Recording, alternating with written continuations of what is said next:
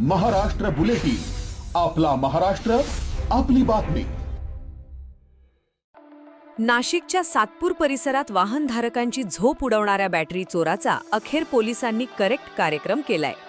Eicher गाड्यांच्या बॅटऱ्यांवर डल्ला मारणाऱ्या अट्टल गुन्हेगाराला गुन्हे शाखा युनिट 2 ने बेड्या ठोकल्या आहेत. शहरात चोऱ्यांचं सत्र थांबण्याचे नाव घेत नाहीये.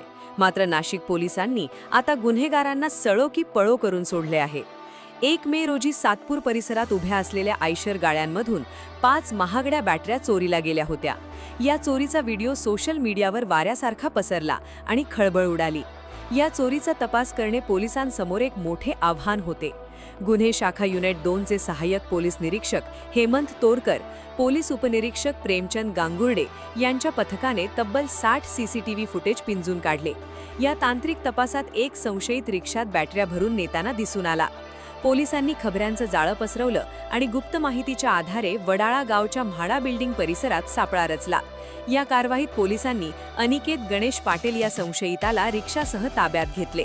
पोलिसी खाक्या दाखवताच त्याने गुन्ह्याची कबुली दिली. पोलिसांनी त्याच्याकडून 1,50,000 रुपयांचा मुद्देमाल जप्त केला असून त्याला सातपूर पोलिसांच्या हवाली करण्यात आले. पोलीस आयुक्त संदीप कर्णिक आणि त्यांच्या टीमने केलेल्या या धडाकेबाज कारवाईमुळे सातपूरमधील वाहनधारकांनी सुटकेचा निश्वास सोडला आहे. गुन्हेगारांनी कितीही हुशारी दाखवली तरी ते पोलिसांच्या नजरेतून सुटू शकणार नाहीत, असाच इशारा या कारवाईतून देण्यात आलाय. महाराष्ट्र बुलेटिनसाठी भूषण जैन, नाशिक. महाराष्ट्र बुलेटिन, आपला महाराष्ट्र, आपली बातमी.